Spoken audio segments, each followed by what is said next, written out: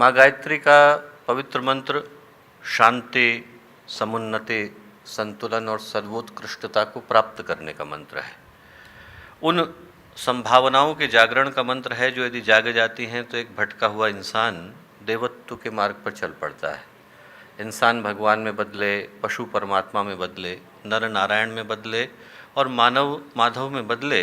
ये प्रार्थना और अभ्यर्थना गायत्री के इस मंत्र के अंदर सुरक्षित है, सन्निहित है। एक बार चित्त को स्थिर करते हुए, शरीर मन को शांत करते हुए उस शक्ति का आवाहन करें जो हमें सद्ज्ञान की ओर, सद्भाव की ओर, सन्मार्ग की ओर लेकर के चलते हैं। माँ गायत्री का पावन मंत्र साथ साथ ओम भूर्भुवः स्वः तत्सवितुर्वरेण्यं भर्गो देवस्य धीमहि धियो यो नः प्रचोदयात्।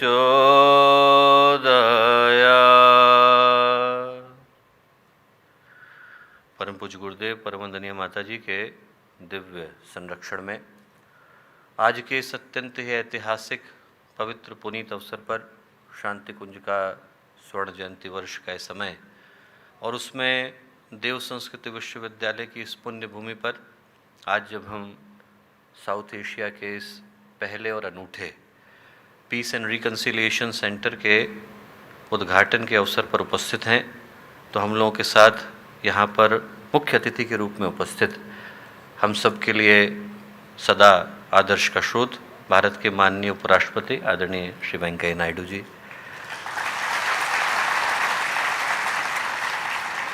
उत्तराखंड राज्य के राज्यपाल हम लोगों के अपने आदरणीय मेजर जनरल गुरमीत सिंह जी, माननीय कुलपति जी, माननीय कुल सचिव जी, यहाँ उपस्थित देव संस्कृति विश्वविद्यालय शांति कुंज गायत्री परिवार के सभी आचार्य आचार्यगण, कार्यकर्तागण, उपस्थित प्रशासनिक अधिकारीगण, पत्रकार बंधु, हमारे अपने विद्यार्थीगण, प्यारे भाइयों और बहनों और प्यारे मित्रों, आज का दिन गायत्री परिवार के लिए एक बड़े ही विलक्षण सौभाग्य को लेकर के आया है। ऐसा सौभाग्य जब भी आता है कि जब अपनों के मध्य में किसी अपने का स्वागत करने का अवसर मिलता है तो वो दिन वैसे ही अपरिमित सौभाग्य का होता है। और जब शांति कुंज के इस स्वर्ण जयंती वर्ष में हम लोग अपने इस अनूठे केंद्र का उद्घाटन एक ऐसे व्यक्तित्व के द्वारा होता हुआ देखते हैं जिनको कि हम भारतीय इतिहास का सबसे कुशल प्रशासक, दूरदर्शी चिंतक और एक शाश्वत विचारक मानते हैं आदरणीय श्री वेंकैया नायडू जी, तो ये दिन अनंत सौभाग्य का हो जाता है। करोड़ों गायत्री परिजनों की ओर से, जिसकी शाखाएं अनेकों देशों में फैली हुई हैं, उन सब की ओर से, श्रद्धेय कुलाधिपति जी की ओर से, शांति कुंज के प्रत्येक कार्यकर्ता की ओर से, श्रद्धेय जी की ओर से, मैं उनके अपने इस शांति कुंज गायत्री परिवार के प्रांगण में हृदय से स्वागत करता हूँ, अभिनंदन करता हूँ। मित्रों, आज जब हम लोग इस केंद्र के उद्घाटन के अवसर पर उपस्थित हैं और उसके उद्देश्य के विषय में चिंतन करते हैं तो हमारी दृष्टि स्वतः ही मानवता की विकास यात्रा की ओर चली जाती है। यदि हम मानवता के इतिहास को उठा करके देखें, आज के समय में इस केंद्र की प्रासंगिकता को महसूस करें, ये वो देश जहाँ पर शांति और सहिष्णुता का मंत्र अनादिकाल से गूंजता चला आया, भगवान बुद्ध का, महावीर का ये देश, महर्षि दधीची, महर्षि मुद्गल का ये देश, महात्मा गांधी से लेकर आरुणि उद्दालक का ये देश, जहाँ पर शांति के, समरसता के, सहयोग के इन भावों ने न जाने कितनी बार जन्म लिया। जब उस उद्देश्य को हम आज के परिप्रेक्ष्य में देखते हैं तो हमारी दृष्टि मानवता के इतिहास की ओर जाती है। यदि उसको टटोल करके देखें तो हम पाएंगे कि मानवीय इतिहास में ऐसे क्षण आते ही हैं जिनको कि हम ऐतिहासिक कह सकते हैं, अभूतपूर्व कह सकते हैं, असाधारण कह सकते हैं। यदि गुरुदेव के शब्दों का मैं प्रयोग करूं तो उनको युग परिवर्तन का क्षण कह सकते हैं। और जो आज की परिस्थितियां हैं वो उसी परिभाषा को सत्य सिद्ध करती नजर आती है। आज के युग में भी एक कुरुक्षेत्र सजा हुआ है जिसमें वही पैशाचिक प्रवृत्तियां उपस्थित हैं जो लगभग एक युग पहले उपस्थित हुआ करती थी, और धूम्रलोचन की तरह से वो मनुष्य के मन पर, विचारों पर, भावनाओं पर, दृष्टिकोण पर इस कदर आधिपत्य जमा करके बैठ जाती हैं कि स्वार्थ, संकीर्णता, हित, स्वार्थ, इनको पूरा करने की अंधी दौड़ में व्यक्ति अपनों को, राष्ट्र को, संस्कृति को, समाज को और यहाँ तक कि भगवान को ठुकराने में संकोच करता नहीं। और जो परिणाम है वो हम लोगों की आंखों के सामने है। आज जिस तरह का समाज है उसको क्या हम लोग जानते नहीं हैं?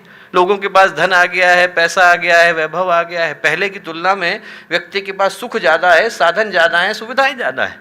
पर क्या ये सत्य नहीं है कि उसी अनुपात में मनुष्य का चरित्र गिरा है, भावनाएं सिकुड़ी हैं, और एक दूसरे के प्रति जो स्नेह और विश्वास था उसका स्थान शक, संदेह, कुटिलता और कठोरता ने ले लिया है।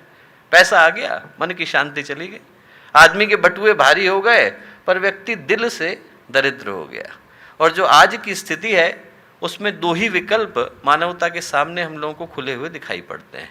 एक रास्ता तो वो है जिसकी ओर इशारा मैं भी कर रहा था, जो विनाश का, विध्वंस का, विप्लव का रास्ता है, क्योंकि उस रास्ते पर हर चीज़ तेजी से भगी चली आ रही है, चाहे उसका नाम महत्वाकांक्षाएं, पतन और विनाशी क्यों ना हो। उस दौड़ में जिसमें हर चीज़ आदमी तुरंत हासिल करना चाहता है, व्यक्ति विनाश की ओर भी उतनी ही तेजी से बढ़ा चला जा रहा है। आज की जो परिस्थितियां हैं उनसे हम सभी परिचित हैं। यूरोप की धरती पर जो घट रहा है और पिछली सदी में जो 2 बार घटा, क्या उससे हम लोग परिचित नहीं? एक व्यक्ति की सनक की आवश्यकता है कि इस पूरे विश्व की सभ्यता को मरघट और वीराने में बदलने से कोई रोक नहीं सकता।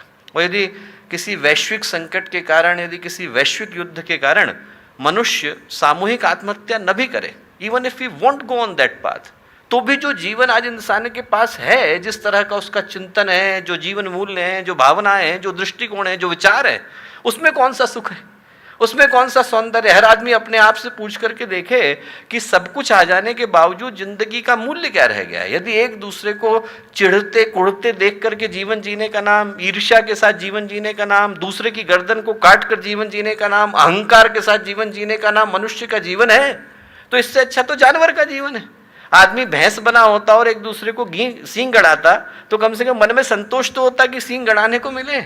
यहाँ तो जो हाथ भगवान की प्रार्थना के लिए मिले हैं, उससे व्यक्ति दूसरे का गला घोंटता नजर आता है। और ये जो मनुष्य का जीवन है, इस पर लानत सी नजर आती है। अतृप्ति, असंतोष भाव, अहंकार, अनाचार, अहमन्यता, ये मनुष्य के जीवन का प्रतीक बन गए। जिनको ढूंढना हो वो तो इस कूड़े में भी रस की चीजें ढूंढते हैं।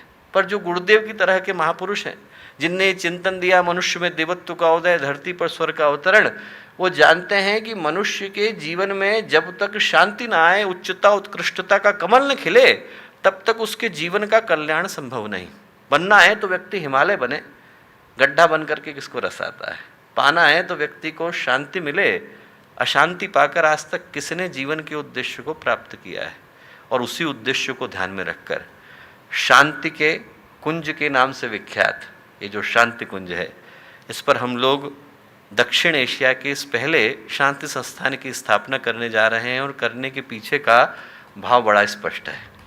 भाव यह है कि ये वो धरा, ये वो भूमि, ये वो धरती जहाँ पर कभी वेदों ने सूत्र दिया, आत्मवत् सर्वभूतेषु एकम सद्विप्रा बहुधा वदन्ते, जहाँ पर महोपनिषद से मंत्र गूंजा, अयम निजः परोवेति गणना लघुचेतसाम उदार चरिता नाम तो वसुधैव कुटुंबकम। ये मेरा है, ये तेरा है, ऐसा छोटे बच्चे सोचते हैं।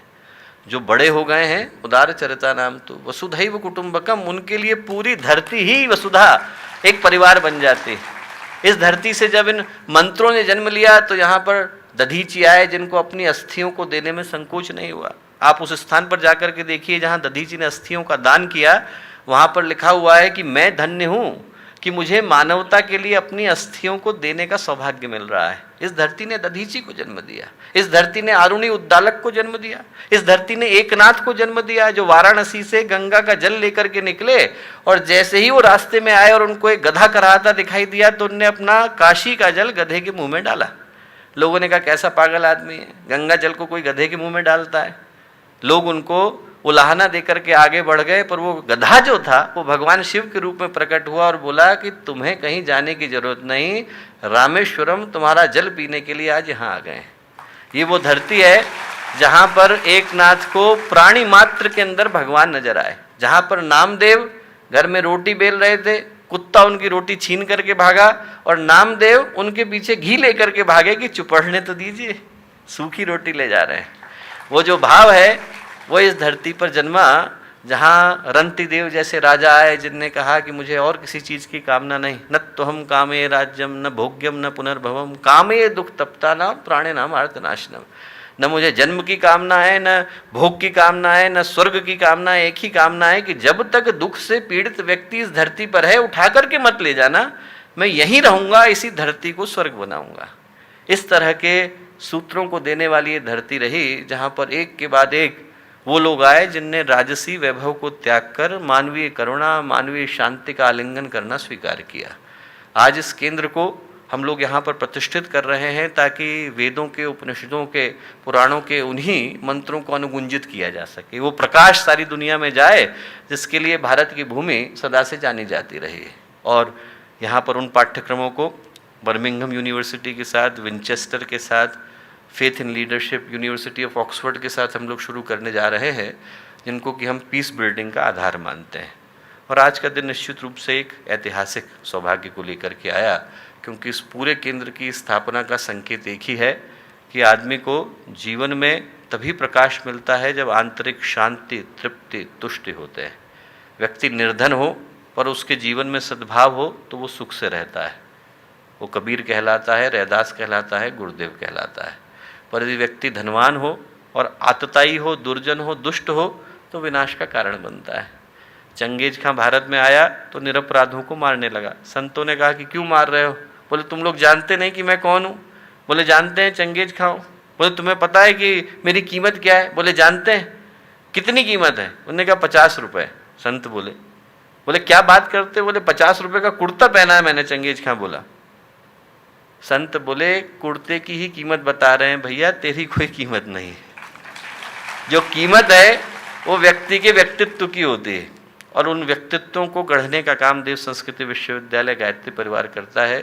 जो सूत्र, संकेत, दिशा परम पूज्य गुरुदेव ने हम लोगों को प्रदान किया, उसी भाव को लेकर आज इस केंद्र की स्थापना यहाँ एक बहुत ही दुर्लभ, एक ऐसे महान व्यक्तित्व के द्वारा हो रही है जो एक बड़े ही गंभीर चिंतक और विचारक रहे। हम लोगों के लिए सौभाग्य का क्षण है। आज पुनः समस्त गायत्री परिवार की ओर से उनको हृदय से आभार, धन्यवाद, और आप सबको बहुत सारी शुभकामनाएं, मंगल कामनाएं।